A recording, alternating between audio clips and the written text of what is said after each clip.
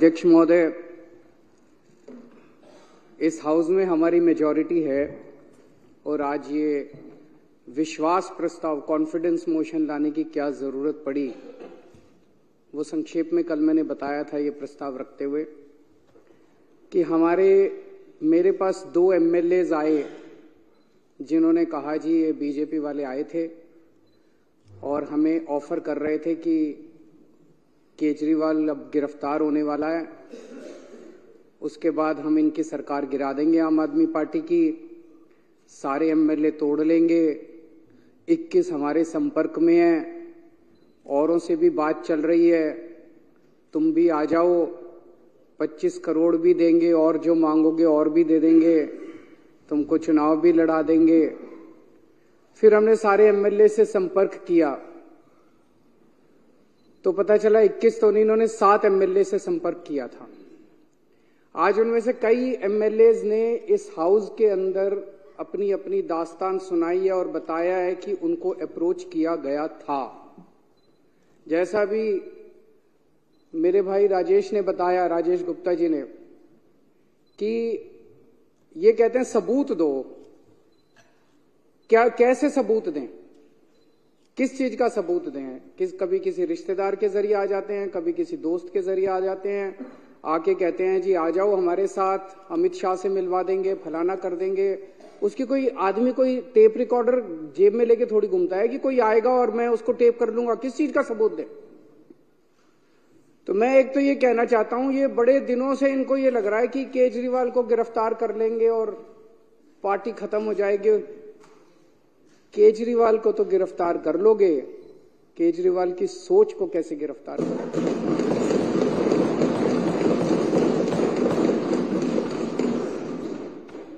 और एक केजरीवाल को गिरफ्तार कर लोगे, मेरे भारत मां की कोख से 1 लाख केजरीवाल पैदा हो जाएगा। आज जिस तरह से इन्होंने आम आदमी पार्टी पे हमला बोला हुआ है, इतने हमारे नेता गिरफ्तार कर लिए, हमारा सारा काम रोकने की कोशिश कर रहे हैं, धमकियां दे रहे हैं, ये कर रहे हैं, वो कर रहे हैं, सब तरफ से, चारों तरफ से हमले ही हमले हमारे ऊपर किए जा रहे हैं। देश का एक एक बच्चा देख रहा है कि हो क्या रहा है। सारे लोग देख रहे हैं, इनको लगता है लोग बेवकूफ है, लोग बेवकूफ नहीं है। अब पार्कों के अंदर चर्चा होने लगी है कि ये चल क्या रहा है, तो लोग एक प्रश्न पूछने लगे हैं, क्या मोदी जी केजरीवाल को खत्म करना चाहते हैं? क्या मोदी जी केजरीवाल को क्रश करना चाहते हैं? क्या मोदी जी केजरीवाल को कुचलना चाहते हैं? ये मैं नहीं पूछ रहा, देश का बच्चा बच्चा पूछने लगा है। जिस तरह का अटैक आम आदमी पार्टी के, इतने सारे हमारे नेता गिरफ्तार कर लिए, कभी भारत क्या दुनिया के इतिहास में हमारा नंबर 2 भी अंदर है, नंबर 3 भी अंदर है, नंबर 4 भी अंदर, अब कह रहे हैं नंबर 1 को भी अंदर डालेंगे। तो इस तरह का आक्रमण कभी नहीं देखा गया। तो ये चर्चा चल रही है, ये क्यों हो रहा है? क्योंकि आज पूरे देश के अंदर बीजेपी का सबसे बड़ा चैलेंजर आम आदमी पार्टी है। आज अगर बीजेपी को खतरा है, भविष्य का खतरा है, तो केवल और केवल आम आदमी पार्टी से खतरा है। इसलिए बीजेपी येन केन प्रकारेण जो मर्जी करके आम आदमी पार्टी को कुचलना चाहती है। और आज पूरी जिम्मेदारी के साथ मैं कहना चाहता हूं, इसमें कोई अहंकार नहीं है कि 2024 के अंदर बीजेपी अगर नहीं हारी लोकसभा चुनाव, तो 2029 के अंदर आम आदमी पार्टी इस देश को बीजेपी से मुक्ति दिलाएगी।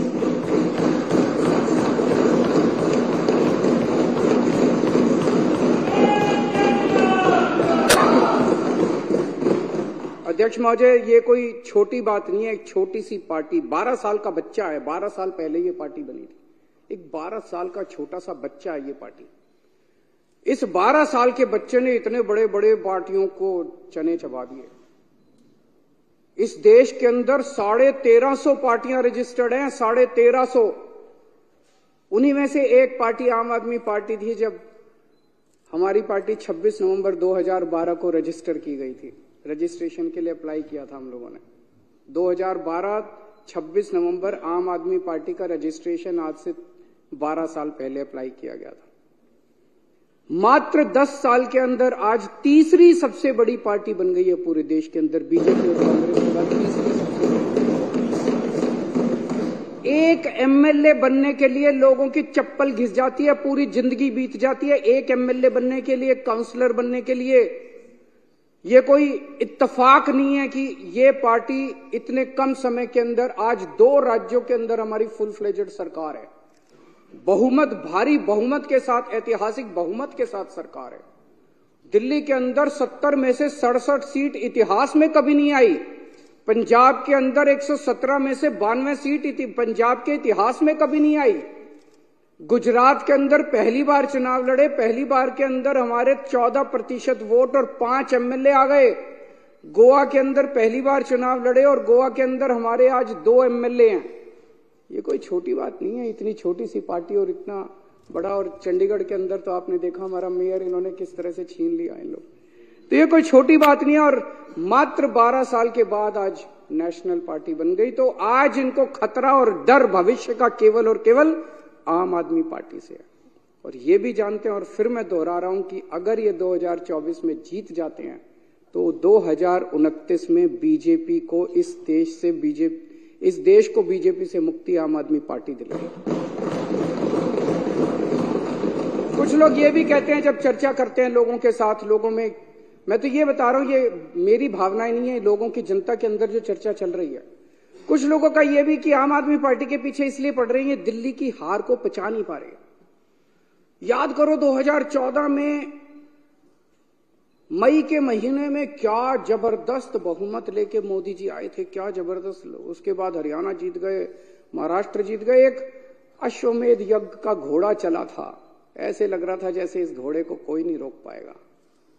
और फिर जब 2015 में ये घोड़ा दिल्ली पहुंचा तो दिल्ली के 2 करोड़ लोगों ने इसको रोक लिया। और केवल रोका नहीं, 70 में से 67 सीट बीजेपी केवल 3 पे सिमट गई।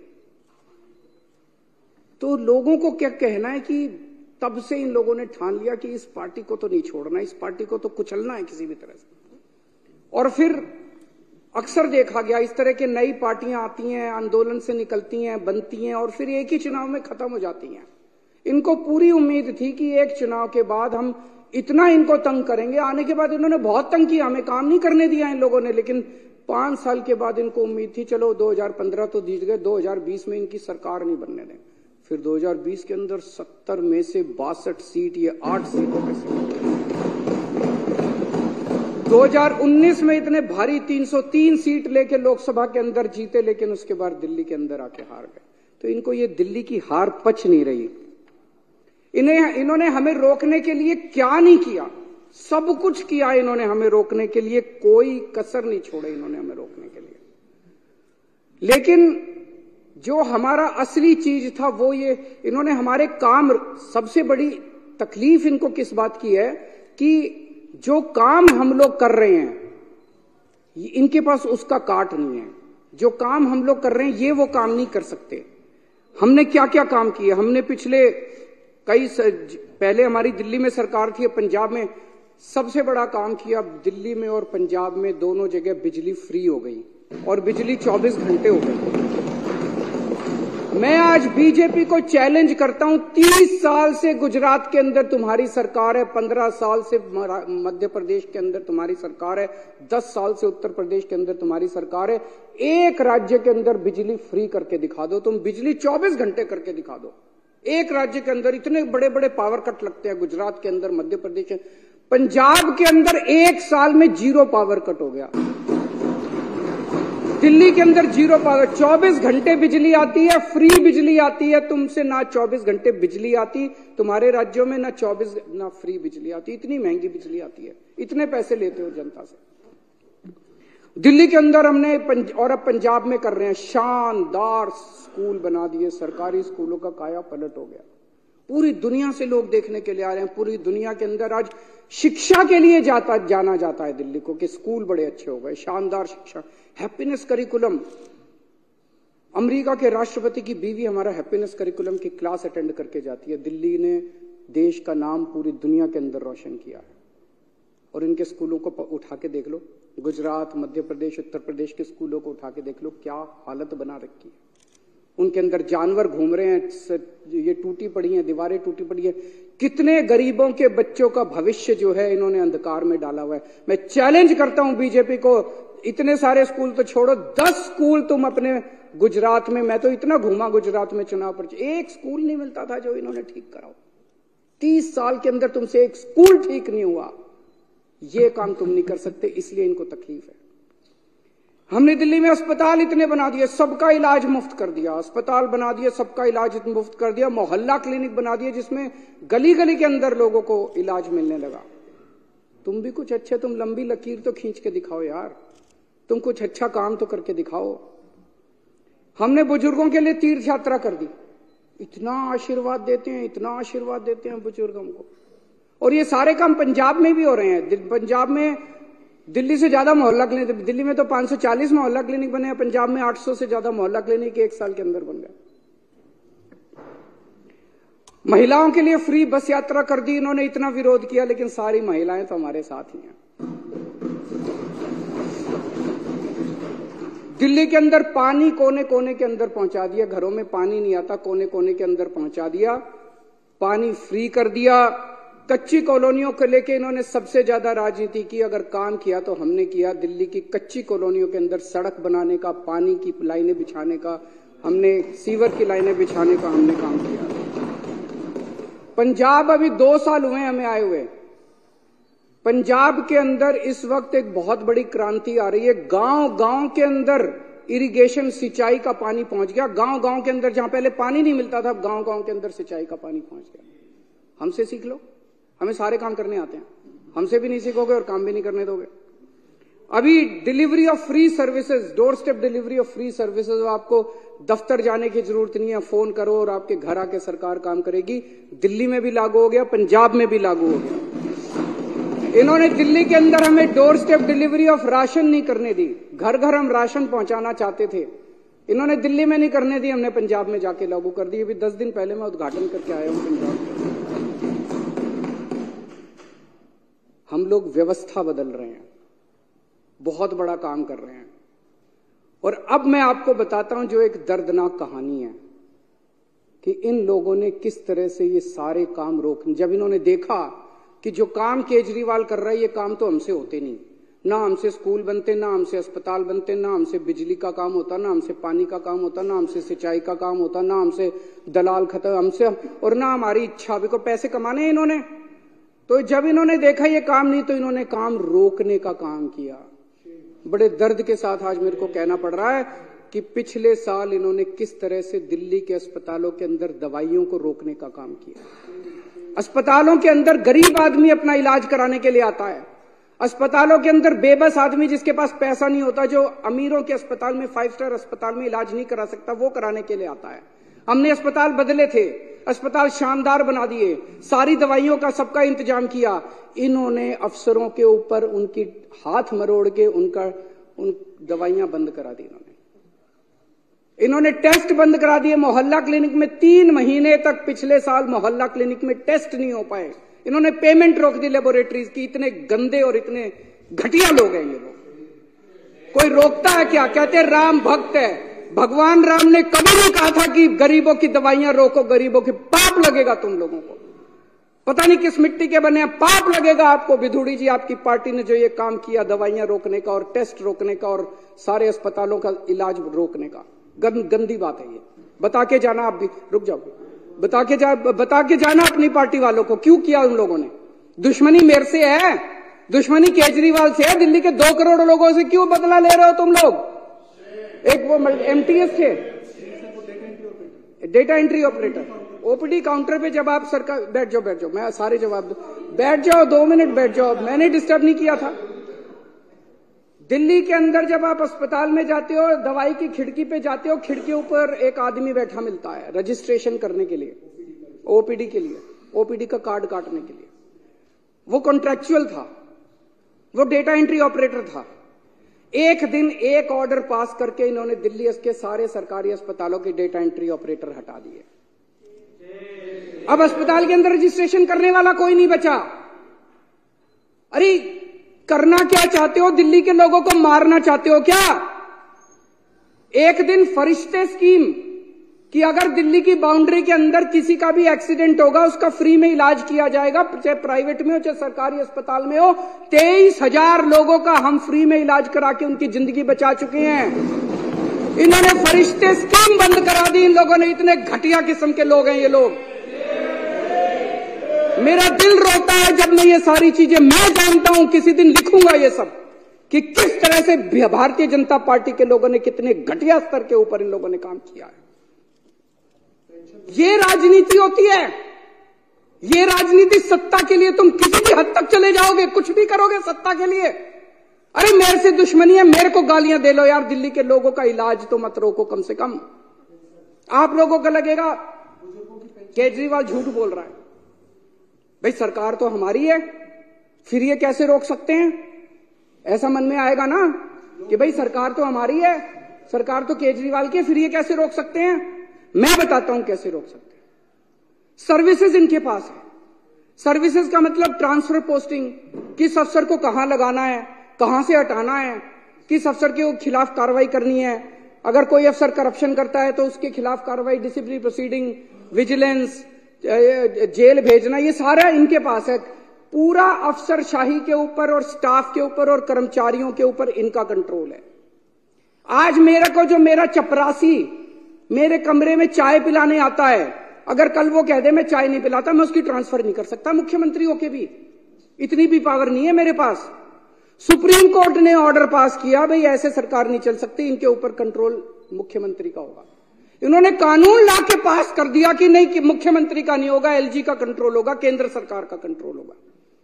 अब ये क्या कर रहे हैं? एक एक एक एक आईएएस अफसर को बुला के धमकी दी जा रही है। धमकी क्या दी जा रही है? कि अगर तुमने इस सरकार का एक भी काम किया, किसी भी मंत्री का एक भी काम किया, तुमको जेल भेज देंगे, तुमको सस्पेंड कर देंगे, तुम्हारे ऊपर झूठा केस बना देंगे। जैसे इतने सारे झूठे केस अभी इन्होंने बताए, तुम्हारे ऊपर झूठा केस बना देंगे, सस्पेंड कर देंगे, ईडी लगा देंगे, सीबीआई लगा देंगे। खबरदार अगर तुमने इनका साथ दिया तो। रो रहे हैं आईएएस अफसर, रो रहे हैं दिल्ली सरकार के कर्मचारी। एक मेरे पास अफसर आया, टप टप आंसू बह रहे थे, 56 साल की उम्र है उसकी, और टप टप टप टप आंसू बह रहे थे उस आईएएस अफसर के। वो बेचारा, वो कहता है कि मैंने कभी ऐसी नौकरी नहीं देखी, इस तरह का माहौल मैंने कभी नहीं देखा कि खुलेआम हमें धमकाया जा रहा है। दिल्ली के अंदर, पूरी दिल्ली के अंदर पानी का संकट इन्होंने और सीवर का संकट पैदा कर रखा है। कैसे? आप लोगों ने, इस पूरी विधानसभा ने बैठ के बजट पास किया पिछले साल। आपने कहा भाई 5,000 करोड़ रुपए बजट होगा दिल्ली जल बोर्ड का। वो सारा पैसा लेके बैठ गए ये लोग। फाइनेंस डिपार्टमेंट पैसा नहीं दे रहा जल बोर्ड का। 6 महीने से पैसा नहीं मिला जल बोर्ड को। जल बोर्ड चलेगा कैसे? छोटे मोटे रिपेयर का पैसा भी नहीं मिला जल बोर्ड के पास रिपेयर का पैसा भी नहीं बचा। छोटा मोटा धमकी दी जा रही है कि फाइनेंस डिपार्टमेंट के प्रिंसिपल सेक्रेटरी को धमकी दी जा रही है, खबरदार अगर तूने पैसा दिया। दिल्ली को ये बर्बाद करना चाहते हैं। चारों तरफ सीवर बहने लग गया, पानी का संकट हो रहा है। अल्टीमेटली सौरभ भारद्वाज और अतीशी ने मिलकर हाईकोर्ट में केस करा। हाईकोर्ट ने ऑर्डर कर दिया पैसा तुरंत रिलीज करो। अगली हेयरिंग 29 फरवरी को है, अभी तक नहीं करा इन्होंने। ना ये सुप्रीम कोर्ट की मानते, ना ये हाईकोर्ट की मानते। अब एक और संकट पैदा कर दिया इन्होंने। पानी के बिलों का बहुत बुरा हाल हो रहा है दिल्ली के अंदर। अनाप शनाप बिल आ रहे हैं, गलत बिल है, सारे के सारे गलत बिल है। हमने प्रस्ताव रखा, आप ही बताना अगर गलत है तो। हमने कहा भाई अगर किसी का पानी का बिल गलत है, आपके पिछले सालों के अंदर 3 साल 4 साल 5 साल जब से आपने पैसे नहीं भरे, आपके 2 या 2 से ज्यादा अगर कोई भी ओके बिल है, उसको हम ले लेंगे, उसका एवरेज निकालेंगे और एवरेज के हिसाब से बाकी सारी कर देंगे। ठीक है कि नहीं है? गलत है कि ठीक है? हमने ये बनाया प्रस्ताव बना के अफसरों को भेजा, इसको लागू करो। अफसरों ने फाइल पे लिख दिया कि हम नहीं लागू करते। फिर बुला के पूछा उनसे, अफसरों से, रोने लग गए बेचारे। बोले जी कह रहे हैं तुम्हारी नौकरी चली जाएगी, तुमको जेल में डाल देंगे अगर तुमने ये प्रस्ताव पारित किया तो। लेकिन प्रस्ताव तो पारित करा के छोड़ेगा केजरीवाल।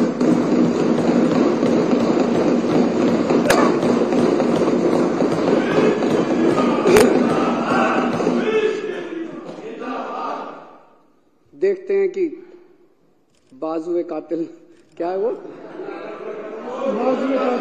जोर कितना बाजुए कातिल में है। उन्होंने बिजली की सब्सिडी बंद करने की कोशिश की थी, मेरे को याद है। पिछले साल से खूब नौटंकी मचा रखी है उन्होंने। कभी बिजली कंपनियों के डायरेक्टर हटा दिए, कभी ये हटा दिया, वो हटा दिया कि बिजली की सब्सिडी बंद करो। इनको पता है कि बिजली की सब्सिडी से सबसे ज्यादा जनता प्रभावित है। होने नहीं दी मैंने इन लोगों की गंदी चाल।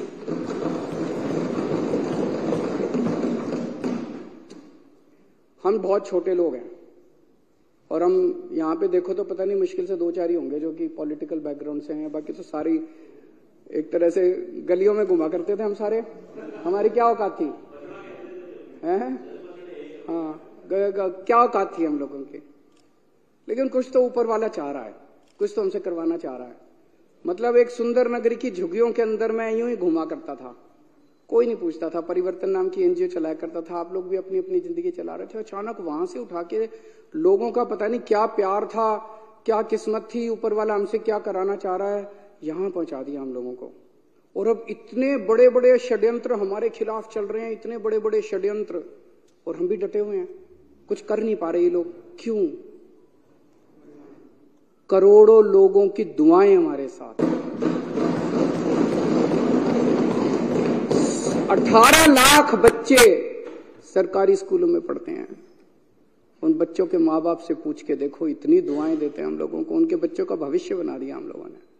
उसमें बीजेपी वालों के भी हैं, कांग्रेस। हमने कभी राजनीति नहीं की, हमने ये नहीं कहा कि आम आदमी पार्टी वालों के बच्चों को एडमिशन देंगे, बीजेपी वाले सारे आओ, सारे हमारे बच्चे हैं, चाहे बीजेपी वालों के चाहे कांग्रेस, बच्चे पढ़ जाएं। उन बच्चों के माँ बाप का आशीर्वाद हमारे साथ है। लाखों करोड़ों लोगों का मुफ्त में इलाज हुआ अस्पतालों के अंदर, मोहल्ला क्लिनिक के अंदर, उनकी दुआएं हमारे साथ है। और जिन जिन को तकलीफ हुई दवाइयां और ये रोकने की, उनकी बद्दुआएं इन लोगों के साथ है। उनकी बद्दुआएं इन लोगों के साथ है। बद्दुआएं छोड़ेंगी नहीं आप लोगों का, पीछा देख लेना। फरिश्ते के अंदर जो इतने सारे लोगों का इलाज कराया, उनकी दुआएं हमारे साथ है, उनका आशीर्वाद हमारे साथ है। इस आशीर्वाद को कैसे रोक पाओगे तुम लोग? केजरीवाल को तो गिरफ्तार करोगे, लोगों की दुआओं को कैसे गिरफ्तार करोगे?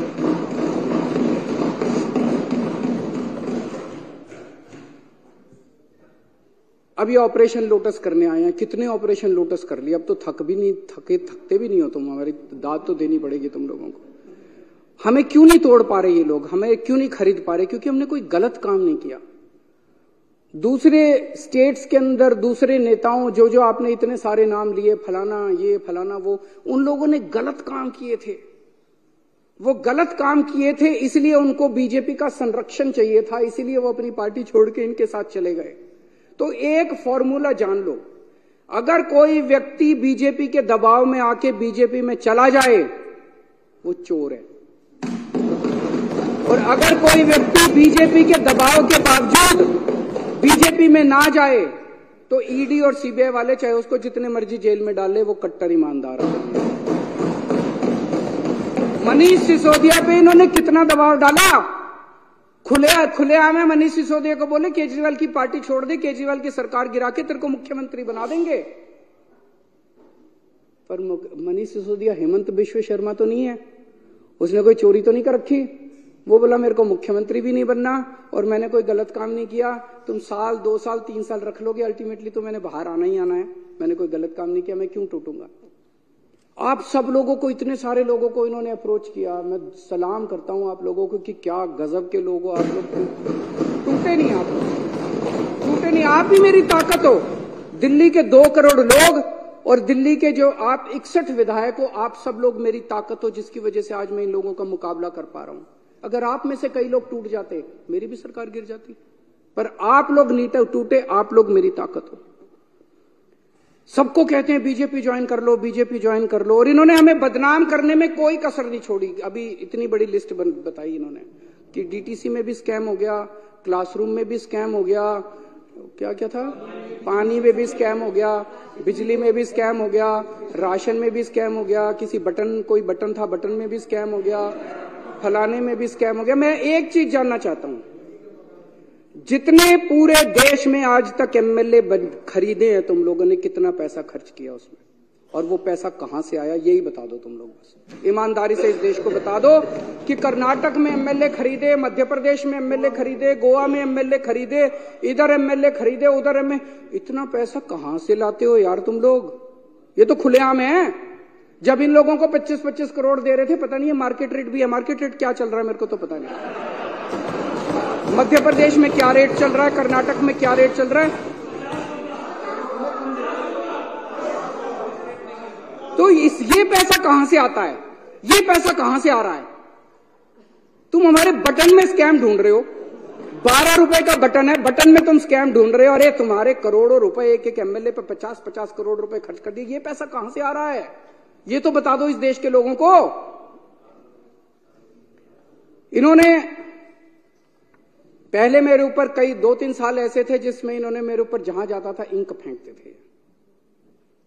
खूब मैंने जिल्लत बर्दाश्त करी है, इंसल्ट बर्दाश्त करी है। फिर 2-3 साल पे इन्होंने कभी कोई अटैक, कभी थप्पड़ मारते थे, कभी मिर्च डाली। एक बार इन्होंने मेरे दफ्तर के अंदर घुस के इन्होंने जूते मारे मेरे को। अब कह रहे हैं गिरफ्तार करेंगे इनको। मैं जैसे मैं कह रहे थे, आपको क्या लगता है गिरफ्तार करने से सरकार गिर जाएगी, ये सारे टूट जाएंगे? ऐसे ही टूट जाएंगे। कर लो गिरफ्तार, वो भी करके देख लो। अभी तक तो सब कुछ करके देख लिया, काम रोक के देख लिए, शुंगलू कमीशन बिठा लिया, कानून बदल लिए, सारा कुछ करके देख लिया। एक तुम्हारा यही सपना बचा केजरीवाल को गिरफ्तार करके, ये भी पूरा करके देख।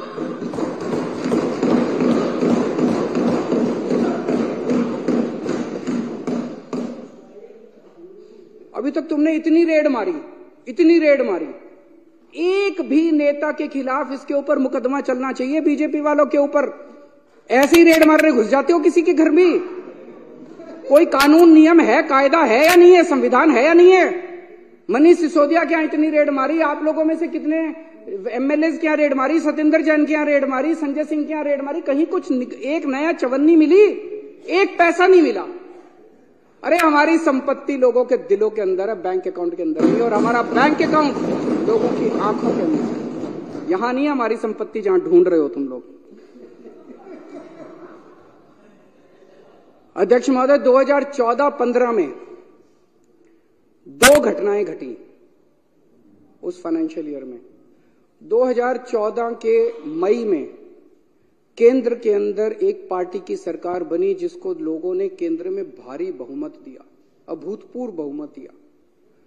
और 2015 की फरवरी के अंदर दिल्ली में एक पार्टी की सरकार बनी जिसे लोगों ने भारी बहुमत दिया, अभूतपूर्व बहुमत दिया। और वहां से 2 किस्म की राजनीति ने जन्म लिया। एक केंद्र के अंदर जो सरकार बनी थी और दिल्ली के अंदर जो सरकार बनी थी।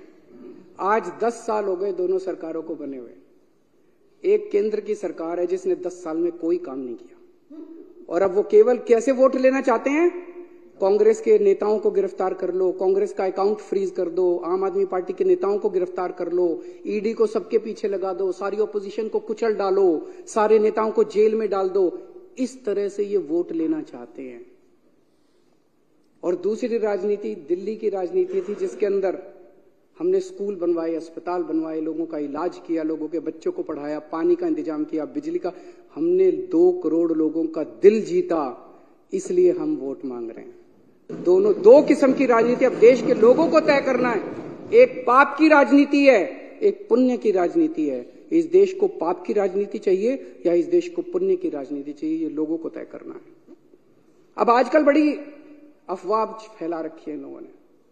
बस ये लोकसभा चुनाव हो जाएं, उसके बाद तो संविधान बदल के दिल्ली को फुल यूनियन टेरिटरी बना देंगे। उसके बाद चुनाव फैला रखी नहीं फैला रखी, विधानसभा खत्म कर देंगे। अरे किसी के बाप की जागीर है जो विधानसभा खत्म कर दोगे? ऐसे ही विधानसभा खत्म कर दोगे? ये देश किसी की पिताजी की जागीर थोड़ी है कि ऐसे ही विधानसभा खत्म कर दोगे। मैं आज बीजेपी से जानना चाहता हूं, ये चुनाव इसी बात पे हो जाए, दिल्ली के लोगों से जाके वोट मांगो, बोलो तुम्हारा वोट का अधिकार छीन लेंगे, वोट दो हमको। मजाल जो तुमको। आज बीजेपी स्पष्ट कर दे कि लोकसभा के बाद दिल्ली की विधानसभा को भंग करेंगे कि नहीं करेंगे, इसी के ऊपर चुनाव हो जाए इस बार। आप भी जा जाके गली गली में बोलना और गली गली में लोगों को बताना कि अगर तुमने बीजेपी को वोट दे दिया तो तुम्हारा बीजेपी वोट का अधिकार छीनने वाली है। बीजेपी खुल के अंदर बोल रही है और बीजेपी को हम ललकारेंगे, अगर हिम्मत है तो करके दिखा दो। और एक और आप सबसे विनती है कि विधानसभा भंग करें या ना करें, हम यहां सत्ता के लिए नहीं आए, हम यहां सेवा के लिए आए हैं, काम करते रहना। हम एमएलए रहे ना रहे, मंत्री रहे ना रहे, मुख्यमंत्री रहे ना रहे, विधानसभा रहे ना रहे, पूरी जिंदगी देश के लिए न्यौछावर की है, सत्ता के लिए नहीं, हमने सर्विस सेवा के लिए हम लोगों ने न्यौछावर की है। मैं दिल्ली वालों को भी बोलना चाहता हूं, इन लोगों को आपके बेटे से तकलीफ है। आपने मेरे को बहुत कुछ दिया है, दिल्ली वालों ने। सुंदर नगर की गलियों से उठा के एक आदमी को इतनी बड़ी जिम्मेदारी दिल्ली वालों ने दे दी। इन लोगों को आपके बेटे से तकलीफ है, ये आपके बेटे को क्रश करना चाहते हैं, ये आपके बेटे को खत्म करना चाहते हैं। लेकिन आप चिंता मत करना, मैं आपके साथ हूं, आपके लिए लड़ता रहूंगा मरते दम तक। मेरी ये विधानसभा भंग भी कर दें, अगर ये जितने मर्जी षड्यंत्र करते रहें, सत्ता में होते हुए या सत्ता में बाहर रह के मेरी जिंदगी आप लोगों के लिए है। 7 जन्म में भी मैं आपका एहसान नहीं चुका सकता जो एहसान दिल्ली वालों का मिला।